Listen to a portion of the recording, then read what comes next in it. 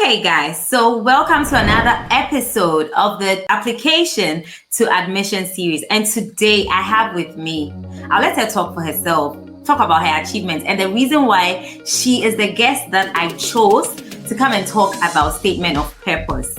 Fortunately for me, I was in the same school with her and she was enjoying a lot because I didn't have a statement of purpose as solid as hers. That is why I brought her to give her a secret.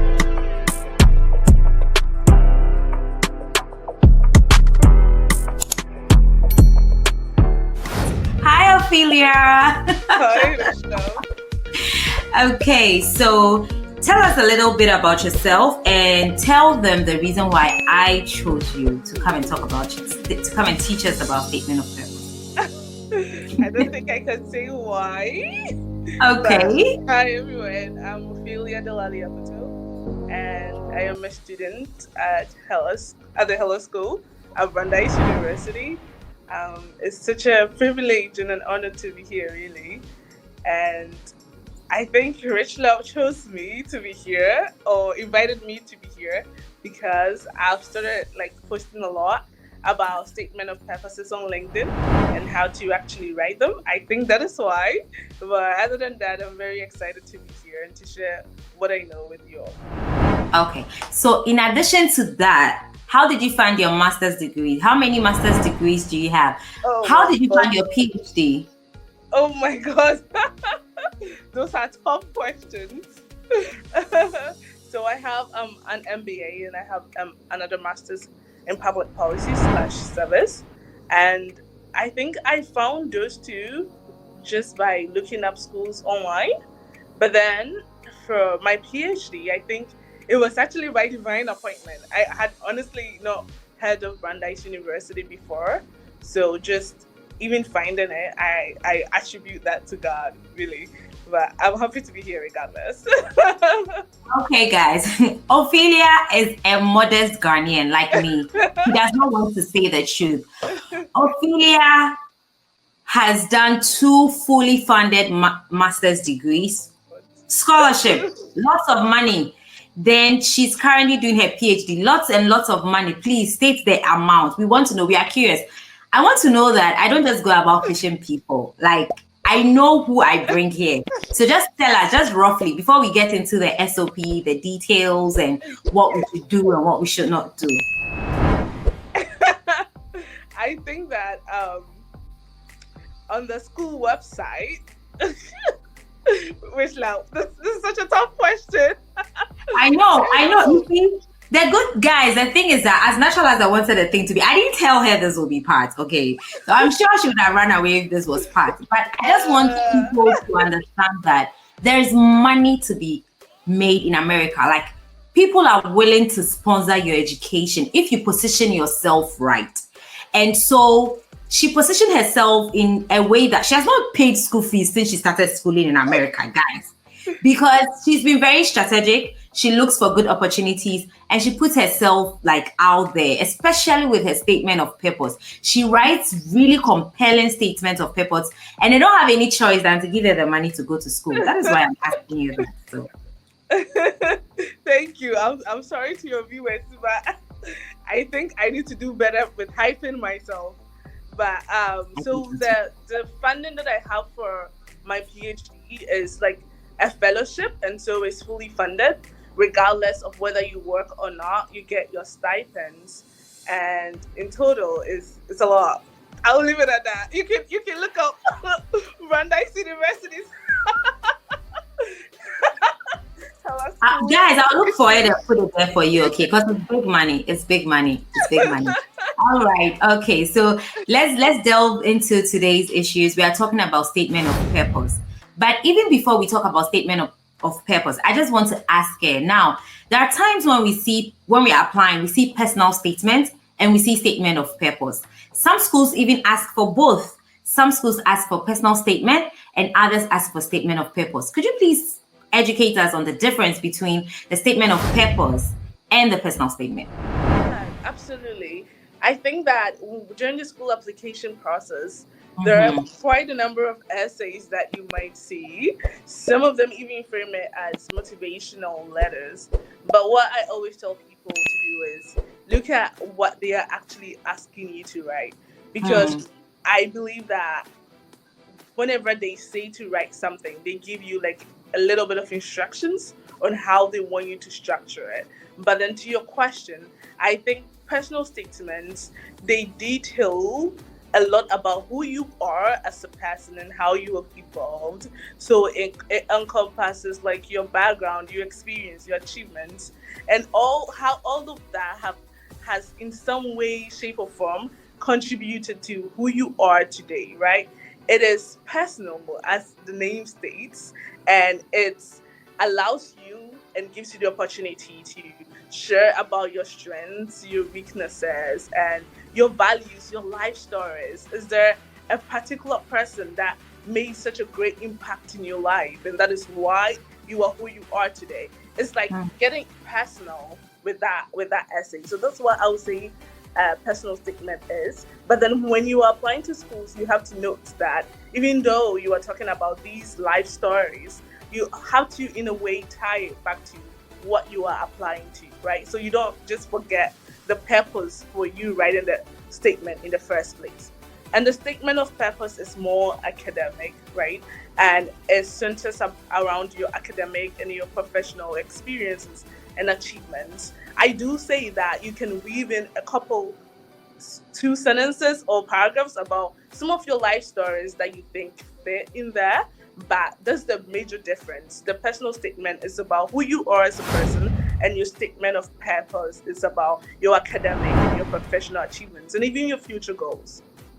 Okay, okay. So, guys, you get the difference. So, even if they're asking you for both, you know how to structure it and then go about the process. Now, we're going to walk through a typical statement of purpose, how to write it. By the end of this session, you can write a compelling statement of purpose to be able to even get you scholarships, because that is the only part that you write yourself. So that is like, I see it as like you're marketing yourself. So Ophelia is going to walk us through how to market ourselves very well. As Ghanaians, that we don't like to talk about our achievements, just like she showed us. But she knows how to market herself on paper very, very, very well, guys. So walk us through the process. Over to you. Definitely. So I have over the years written a lot of statement of purposes, and over the years as well as edited a lot of personal statements for people. And throughout all of that process, there are things that I have learned, and so I have grouped how to write a statement of purpose essentially into 7 main steps. And I will start by saying that the very first step is your introduction. No, let's actually back up. Before we get into how to actually write it, I think that it is very essential that I say that before you take your pen or paper or your computer to start typing your statement of purpose, make sure that you are a fit for that program. That's the main thing that I have to say. It's not part of the steps, but it's just what you need to know, because you cannot have a zoology background and be applying to the music program. You know, there is no fit. There's such a huge disconnect. Ophelia, thank you. I've been saying it on this platform so much, even on this series. I've been saying it that it's just a continuation. Even if you are going into a new field, like that means your statements of purpose even needs to explain very well why you're even going into another field. And it even helps for, visa processing and everything. Thank you. Oh. Yes. So you see, you are already with the. You guys already have the pro telling you everything. She's a doctor. Can you guys like? You should listen to what she says. So the very first step, after you identify that this school is a fit for me, this school is a fit for my experiences, and or I can weave in my experiences to fit into the school, the very first thing that you have to do is to write your introduction. The introduction is very important because as the hook, of your application. Note that admissions committees, they read a lot of these essays. So what is going to like ginger them, I'll say, for lack of a better word, to continue reading your essay. So know that your introduction is the hook. Your introduction must hook your readers so that they can continue reading. Sometimes I like to start my introductions with like I'll give an example of my PhD introduction. I started by just writing the words silence with an exclamation mark like 3 times, like silence, Wow. silence, silence, you know. And that was like a hook, you know. And you can start with like a story, or you can start with a quote, you know, anything. But the quote has to be related to something. You get what I'm trying to say? So your Yeah. introduction is the hook. Make sure you hook your readers in your introduction. And after this, I have some samples that I can read. Like I can read snippets Yes. of things for you. So I'll Yeah. quickly We'll go be through the steps. so grateful. We'll be so Definitely, grateful. Yeah. definitely. I'll quickly go through the steps and then I'll read some samples for you all to know. Okay. So the Okay. second, mhm. Before you go to the second step, sorry, but I just want to ask, some of us, we are not creative, okay? Some of us, we are just like, we are so raw. Like, I'm just putting myself in their shoes. Me, I'm not part. Okay, I'm part, but still, like, my name is Rich Love. I want to pursue. Like, what tips do you have for us? Like, give us some juicy things that you think, like you said, you've mentioned quotes, because I will never think about starting a statement with silence, silence. And that is so catchy. So what tips do you have for us? Yeah. So what I normally tell people to do is that they should, for example, if you're applying for a social policy like program, right? You can look up impactful one-liners on social policy. That's what I normally tell people to do. And when you look it up, I mean, you can always quote the person who said that, right? But then Okay. just try to be creative around it. So maybe I saw a one-liner by Martin Luther King Jr. I actually used that in my introduction too, right? So I wrote that quote and I tried to relate it to the program that I was applying for, right? Mm. And so just going, you have to fish for things, just put on your creative hats, for this particular point in your life, and just and just try to look up things that relate, things that are impactful, things like just sentences that even just relate to the program that you're trying to apply to, and then it's gonna be the hook for you. Yeah, okay, thank you. On to the second step. Guys, I'm taking notes. So if you are not taking notes, please get a paper, pen, whatever it is. I am. So number 2, please. Number two, step two is the education. So the second paragraph, after you've said your introduction, the second paragraph is to tell us about your education. You highlight your educational background, your degrees, if you have any, classes that you took during your degree, research, conferences, awards that you've gotten in school, and how they've all prepared you to apply for this particular master's program or PhD program. So, for example, let's say you're applying for a master's program in, let's say, geography, right? So you can say that I attended or I graduated with my bachelor's in geography from Kwame Nkrumah University of Science and Technology. And during that time, I took classes like that. And during those, and in the course of those classes, I learned how to use GIS. I learned how to, all the geographical terms, really. You want to highlight that you have a degree, but you just don't have a piece of paper. You have a degree with the skill set attached to the degree. So that's what you want to really highlight in the step two of your statement of purpose. Okay, great. And then we move on to step three. So after Mhm. your education, what next? Experiences, right? Mm. So you got a degree. What did you do with the degree? Okay, there are some people, there are definitely outliers who, after their bachelor's or their master's, they didn't do any work, right? And that's also okay. Just highlight all the teaching assistantships, all the graduate assistantships that you did, But if you had like professional experience, this is the time for you to really highlight everything that you did. So let's proceed with the geography example. So let's say you did geography, right? And then after school, you were able to get a job with I don't know any companies that are related to. Maybe I should have used another example of something I'm familiar with. Let's change the example. Let's go to business, right? Let's say you Okay. did a business degree. And so after that, you got a job at maybe Google or like Microsoft or something. That's a Mhm. project manager, as a project manager, right? So that here in this step, you are going to highlight all the things that you did as a project manager.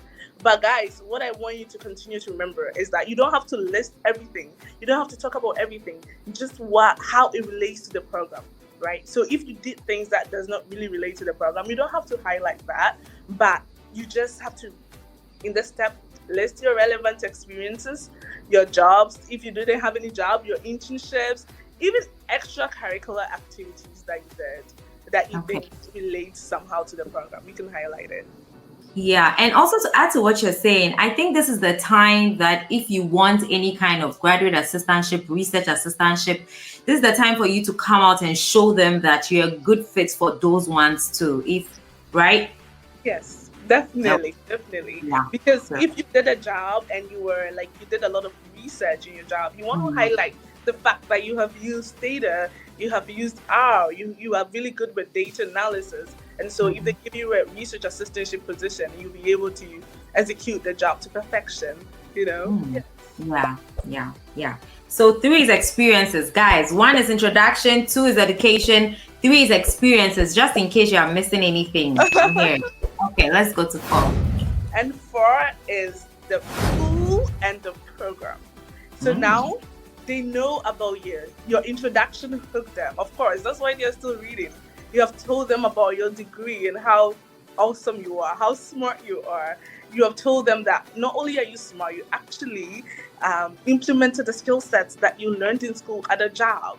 So now Mm. you want to tell them why you are choosing their school and why you are choosing to pursue this particular program. Mm. This is a very important step, especially for people who are trying to switch careers, all right, switch degree programs, because here you have the opportunity to tell them about why you chose this particular school and why you chose this particular program. So, for example, maybe you were doing business and all of a sudden you want to switch to policy. This is the time for you to tell them about it, right? And it's very important that you do your research on the school. Don't just say, I like this school because they'll give me funding, or I really like your Because funding they have the package. nice building. I really like your Because the funding package. architecture of the school. Yes. No, like you can say that, but I wouldn't probably say that. Read Mm-mm. about the school, read about the program. You can even you can get so creative with this. You can even look up alumni, people who graduated from the school, and talk about how their work has impacted you, right? And that is why you want to be like them. Schools Mm. love their alumni. So Yeah. when you say that, like they'll be like, this guy knows what you're talking about, right?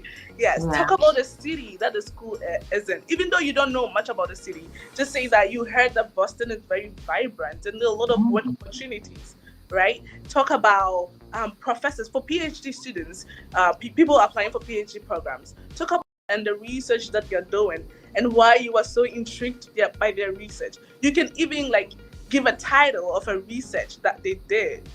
Just get creative. This is the time to convince them that they are the best school for you. This is the Mm. best program for you. Without this, there's nothing you can do. Yes, so you have to read a lot about the school. Like I remember when I was applying to Brandeis, I saw that they had this Sankofa group. And so in my SOP, I wrote that, oh, I saw that your school has a Sankofa group. And as a Ghanaian who speaks Cree, this is going to be a perfect fit for me. I'll be able to be a part of this group and contribute to the diversity, of your community and all of that. So just convince them, you know, put So them I'm on a I'm high. putting a lot of tips, guys. Like you have no idea. Look, I'm doing this for you, but it's looking like I'm doing it for me even more. Wow, that's amazing. That's Yeah. that's a deep research, and that's really amazing. Mhm. Wow. And then I also want to throw this out there. She's so right. Most Americans, they love diversity, they love culture, they love like you when you find something very intriguing about them and you talk about it, you really bond well with them and stuff. So she's super right. Wow. Yeah, so those are the kind of things that you want to be talking about in this area. And then for and talk about the program too, why you chose that particular program too. So especially for people who are trying to switch, right? You can say that, okay, all my life I've been doing business, which is what I did, but I switched to policy because I told them that, oh, because I realized that in the business world, policies also work, right? And I just don't want to be all about the profit. I also want to be about people, right? And so I want to learn about policies and how to implement effective business strategies that will, in the long run, help help people. So you can be very creative. You can get very creative with Guys, she's over creative. If you were a guy, it's not good. The girls are there. You can rap. You can yell. Wow, that's amazing. That's so great. Wow. it. I So see. I see. that's your step 4. So now to step 5. Step 5, you want to talk about your goals, right? Mm.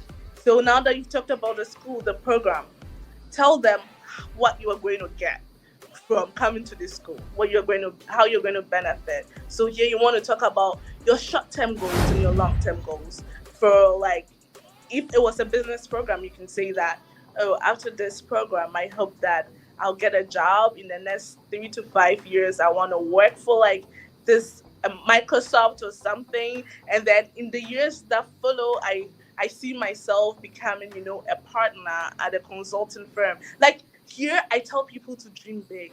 I'm serious. I've Mm. read statement of purposes that people were like, my long-term goal is to become the president. I'm Oh, serious. who told me? Were they even born here? I'm serious. Dream big. Just dream so big, Wow. right? So Wow. what you can relate it to what you are applying for is very Mm. essential, because at the end of the day, you're not going to school to just get a certificate. We Mm. want to know how this degree is going to benefit you, and how better way to showcase it than by telling us, your goals, how this degree is actually going to help you attain your future goals, right? So this is a very important part of the SOP as well. And Wow. then finally, it's your conclusion. In your conclusion, you want to tie everything that you've said together in like a summary, right? You don't have to really go say everything one after the other. You can Mm. just say that, like, things like having researched many schools. I feel like your school offers me the best, options, and all of that. I will read mine, and then you can see how like I structured my conclusion. And then Yeah. finally, you have to edit your work. Edit. So many times. Let people proofread it for you. Let your parents, let your teachers, let your friends all read it, because when you write something, it's very hard for you to see the mistakes. But when other people read it, they can point the mistakes out to you. So those are my 7 steps. Wow. Yeah. 7 solid steps, guys. It's crazy. I really learned a lot. Like, I feel like I can write an SOP right now, but he definitely has to review it. Like, after listening to this, you can't say you can't write an SOP, guys. I'm intrigued because I didn't have this much knowledge before writing. I wrote something okay and good that got me into school, but if I had this knowledge before, guys, I would have been swimming in excess scholarship. Wow. This is amazing. So we are going to listen to some of the, what she has and what she's written. And please do not duplicate. And another thing I'm going to tell you is that don't go and copy from AI. There's a lot of AI and all that. There are lots of, other AIs that they are using to capture AI written scripts in all the schools. And it doesn't even look good on you from the beginning to enter. Okay, so just get creative. You can look at samples. And for me, I'll say even before you look at samples, write something down. Because once you see something, it's easier for the brain to try to duplicate exactly what you saw. So whatever she's going to read, please don't try to duplicate. Okay, so Ophelia, over to you. Let's listen. Yeah. So, Rich Love, you said it all.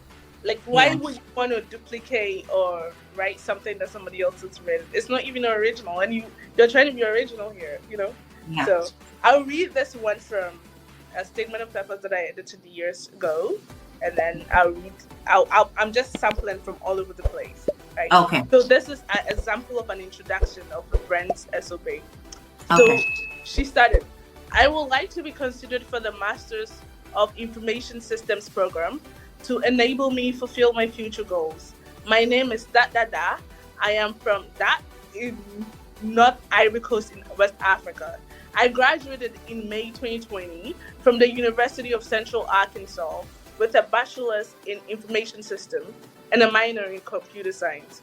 4 years ago, as I was growing up in Ivory Coast, I could not imagine myself pursuing an education abroad, especially in the United States, because of limited resources.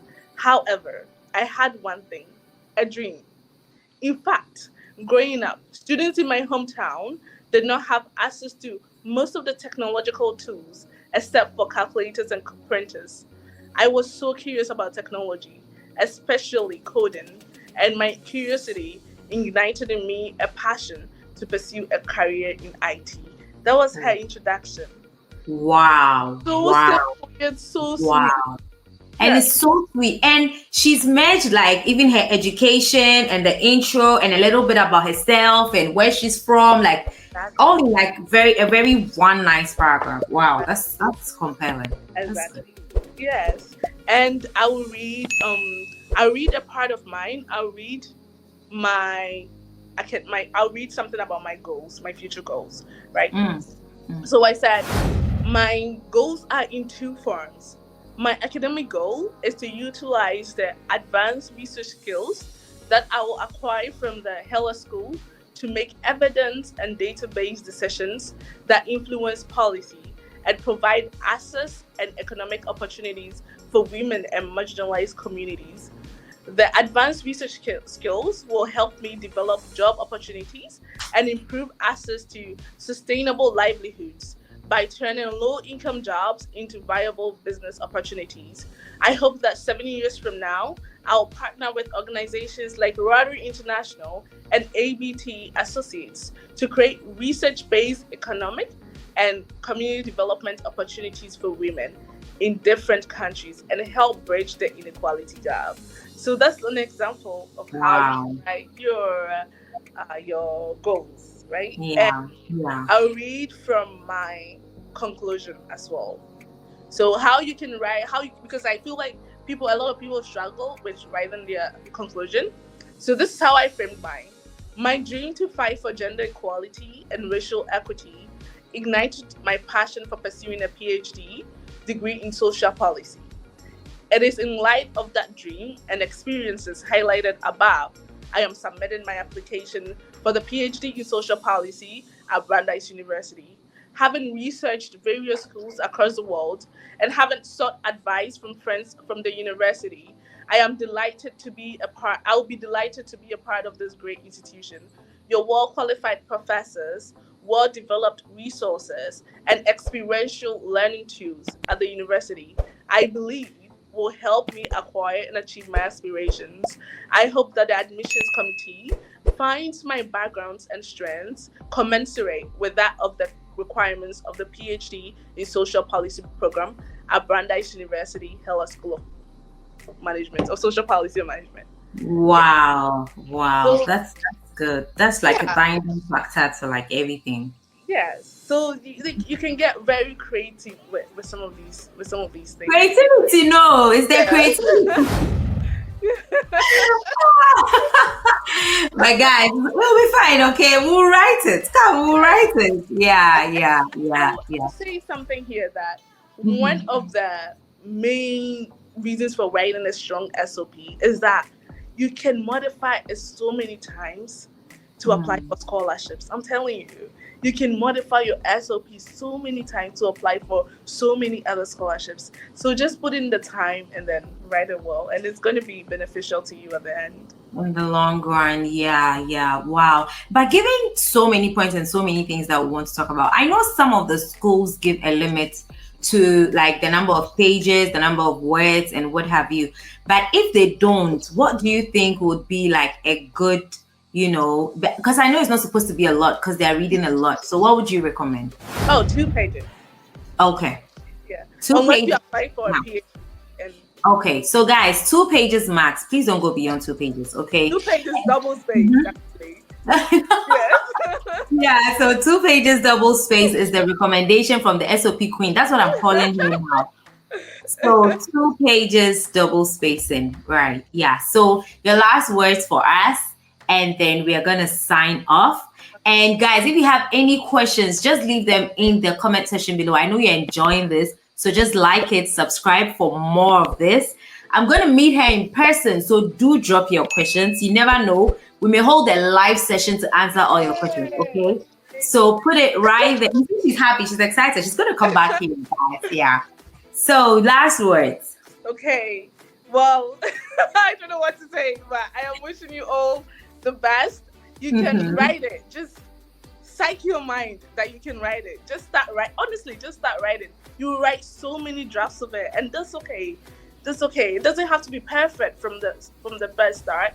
You just write and you build on it, right? And it's such. Thank you for having me. It's such an honor to be here, Rich Love. Oh my God, it's such an honor to have you. Yes, I am a subscriber to your YouTube channel, by the way. So all those who are watching have not subscribed, you better hit the button and subscribe. I've always wanted to do that. Hit the button.